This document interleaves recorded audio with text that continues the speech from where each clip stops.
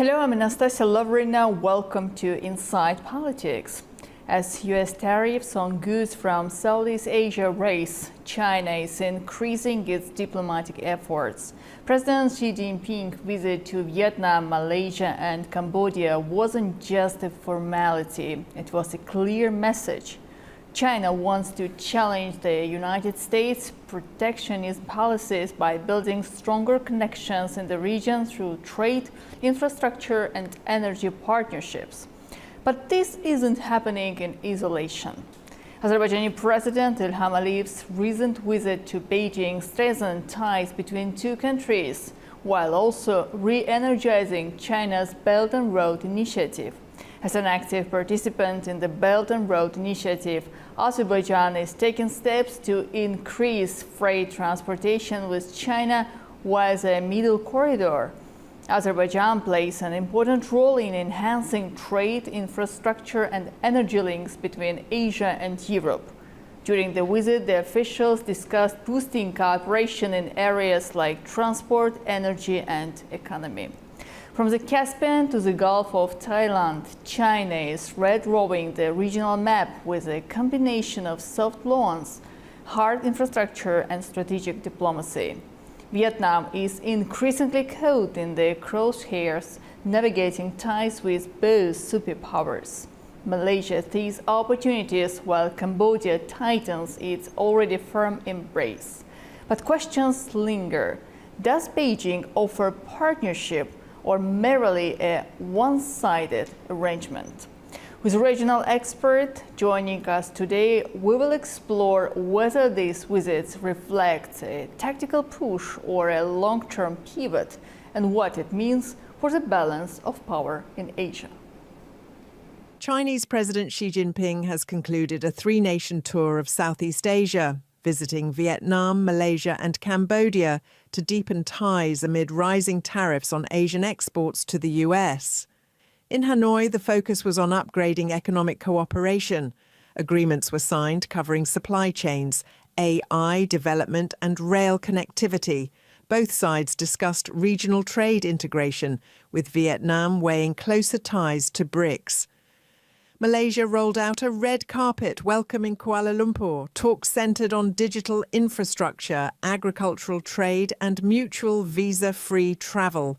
Several agreements were inked on emerging tech and food security, while both sides reiterated the need for stability in the South China Sea. Xi's stop in Cambodia strengthened already close ties. Dozens of deals were finalised in investment, education, healthcare and tourism. China also pledged to support the kingdom's development goals through financial and technical assistance. Meanwhile, Azerbaijan's President Ilham Aliyev has arrived in Beijing on a state visit to strengthen the strategic partnership between the two countries. Talks are expected to be focused on expanding cooperation in energy, transport and the Middle Corridor, aligning with China's broader Belt and Road ambitions. As geopolitical pressure mounts, China is reinforcing its position through diplomacy, development and deliberate engagement across regions. With so much to talk about, I'm very lucky to be joined by political analyst Ross Feingold in Taipei. Thank you for joining us. Thank you. Thank you very much. So, sir, what were the political and economic objectives of Xi's Southeast recent Asia tour? The political objective was to demonstrate to the region and frankly to the world, including the United States, that despite the big picture issues, which are obviously US-China tensions, there's sovereignty disputes in the South China Sea with a number of countries, but despite all those big picture factors, China maintains very good relations with countries in Southeast Asia. And it demonstrates again that countries in Southeast Asia, the ASEAN countries, the 10 members of the Association of Southeast Asian Nations, they're very reluctant to pick sides in US-China disputes, whether that's trade-related disputes or issues such as human rights or technology, AI, etc. Whatever the issues that split the United States and China, countries in Southeast Asia are very reluctant to take sides. On the economic side, Xi Jinping signed various agreements in each of the three countries he visited. So that also demonstrates that countries in Southeast Asia, they look at China as an important trading partner. And whatever criticism might come from the United States is not going to change that reality, that those countries in Southeast Asia, they have to have a good relationship with their big neighbor, China. So taking into account the trade war between two superpowers, United States of America and China, can we say that it was very timing, considering Washington's recent tariff escalation?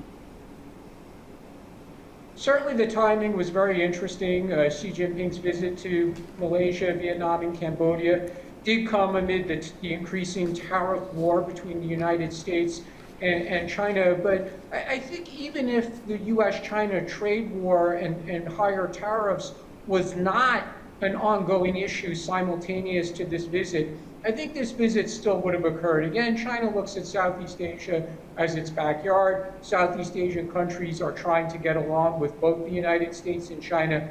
So this visit probably would have occurred no matter who was the United States president or what policies were coming out of the United States. For China, it's very important to demonstrate that it maintains positive relationships with these nearby neighbors. Yes, indeed. For the mentioned countries, it's important to have a balanced approach to the economic perspectives in the region, considering its partnership and cooperation with the Western world and also strengthening the ties with China. Therefore, more in details, what impact will the agreements signed in Vietnam and Malaysia have on the economies of these countries? Well, it's probably going to be a concern going forward for the United States government. The United States is trying to set up an alliance of, they like to use the phrase like-minded countries. They like to use phrases such as friend-shoring, which means moving production out of China to more friendly locations.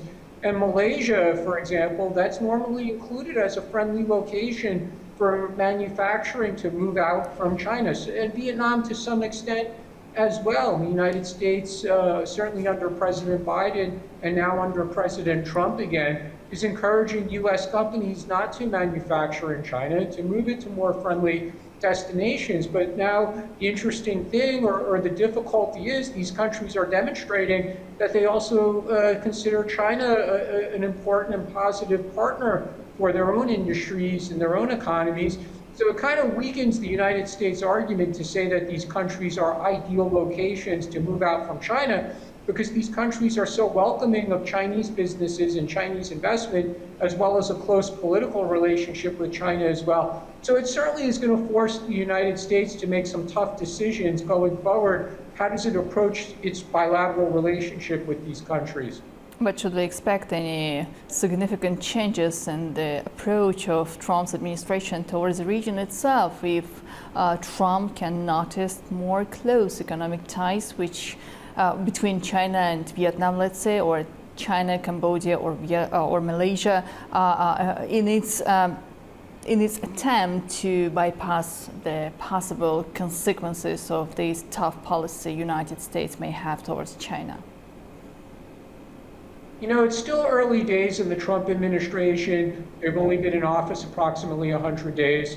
There's still a lot of jobs related to foreign policy, trade policy, and specifically Asia policy that have not been filled yet. So that's still a work in progress. So it's still early days for what United States policy would be to Southeast Asian countries. But with the announcement of the reciprocal tariffs on April 2nd, that's by President Trump, that certainly forced a lot of countries to very quickly come up with a plan to satisfy the Trump administration.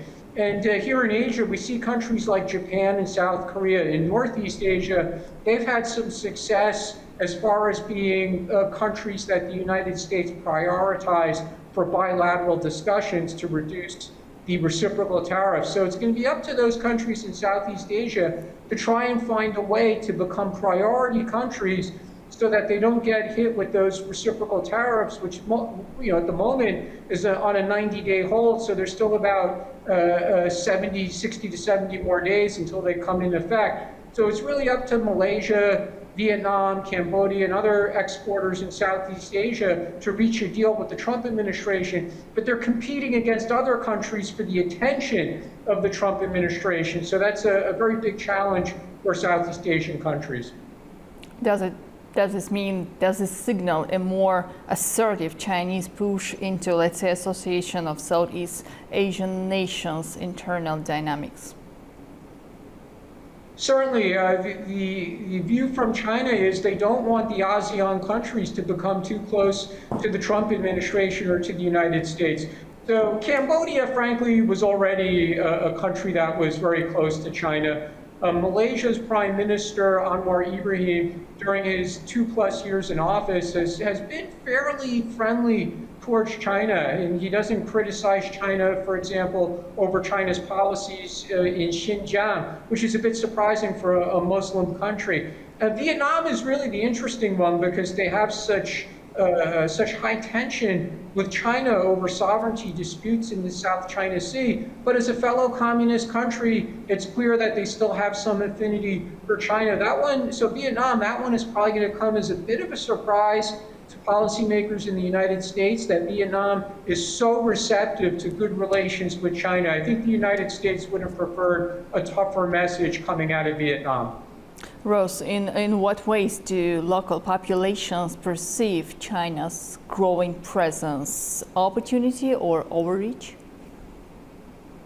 That's a really interesting question because various organizations like think tanks, they periodically take surveys of this issue, and the result seems to swing. Sometimes you'll see in many ASEAN countries that the population has a better view towards China than they do towards the United States, but sometimes, some years, these surveys indicate a swing where the population favors a more positive view towards the United States than it does to China. So at any given moment, it's very difficult, it's very challenging to measure what the popular feeling is towards China or the United States is. But again, economically, most of the ASEAN countries do want to have positive relations with China as well as with the United States.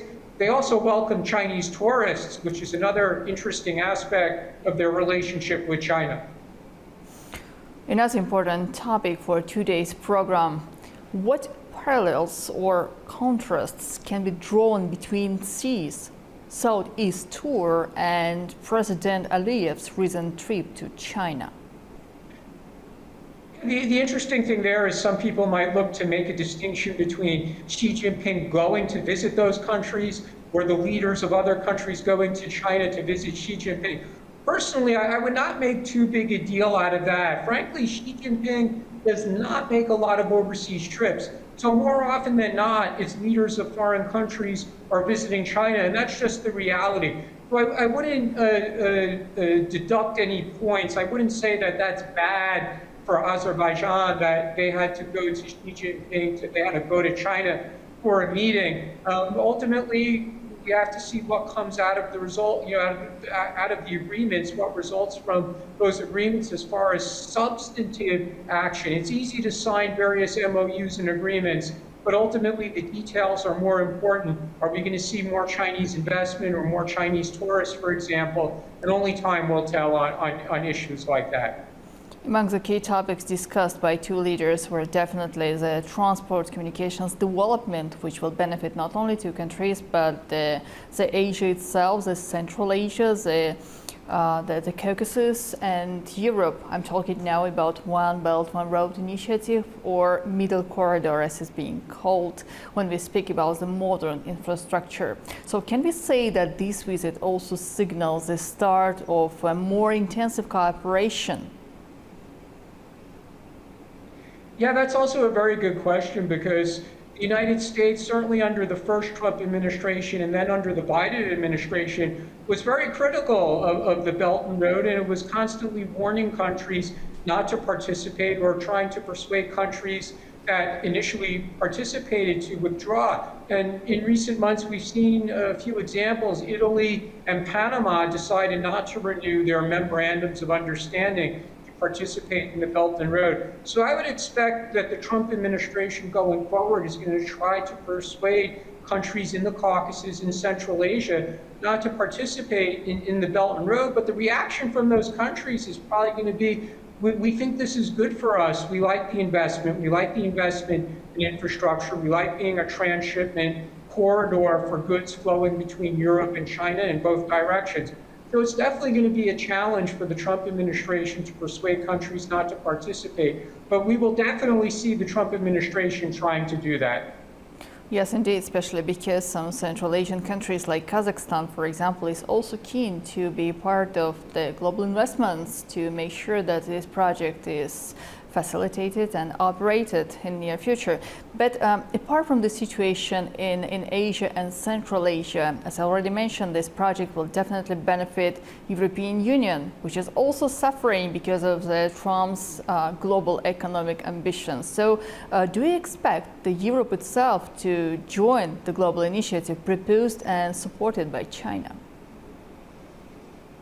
The European Union recently announced that they're going to have a summit with Xi Jinping later this year, and it's probably going to be in July. It's to celebrate 50 years of relations between the European Union and China. So the European Union is sending a signal that, generally speaking, they're open for trade with China. They're concerned about Chinese investment. Certainly, they're concerned about Chinese investment in sensitive sectors like telecommunications. They're not welcoming Chinese investment in that sector, but they're welcoming China buying more of their products. And with so much unknowns about their trade relationship with the United States at the moment, the European Union has sent a very clear signal that they're willing to talk trade with China and Xi Jinping. And if that does become the reality, if the European Union and China do smooth their trade relationship, then certainly the Central Asian and Caucasus countries are going to benefit from that.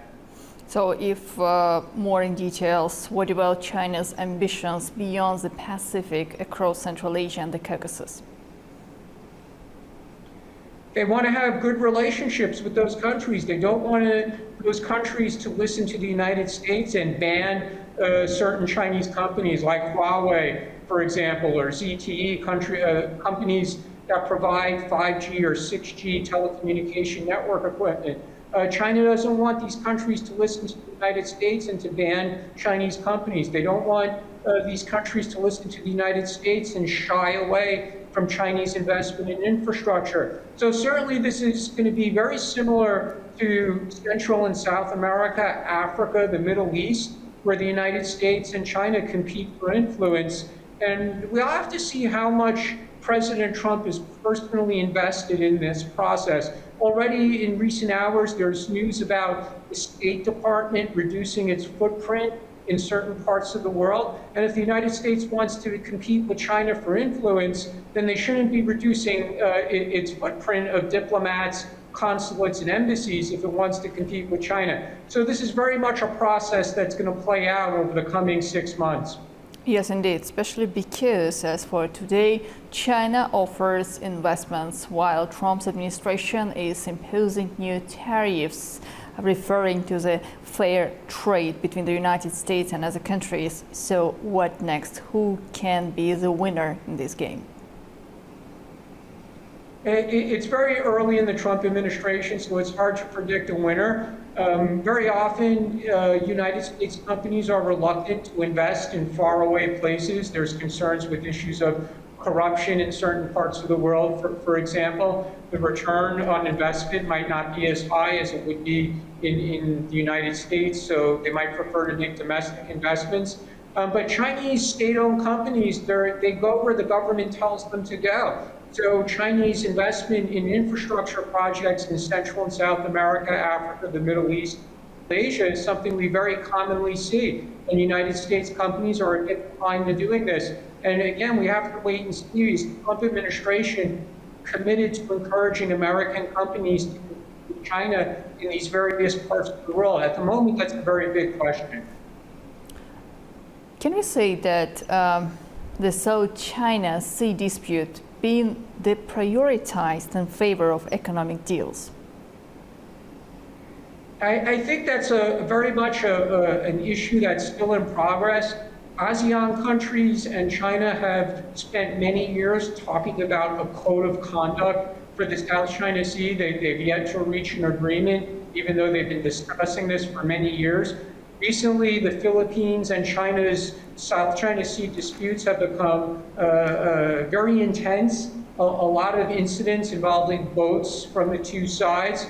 And again, there are other countries that also have sovereignty claims. Indonesia, Malaysia, Vietnam, even Brunei, small country, but it does have competing sovereignty claims with China. So the approach from the countries on a bilateral basis with China, the countries of ASEAN, it tends to differ. Again, we see the Philippines being extremely active and very vociferous in trying to give the message to the region and to the world that they feel China is encroaching on islands or waters that are sovereign Philippines territory. Some of the other countries in ASEAN, they're a bit more circumspect, and one that comes to mind is Malaysia, where Xi Jinping just visited. The Prime Minister of Malaysia, Anwar Ibrahim, he seems to be prioritizing economic ties with China and putting the sovereignty disputes on the back burner. Indonesia is also very similar. It seems to be prioritizing inbound investment from China, trade with China, and not prioritizing the sovereignty disputes.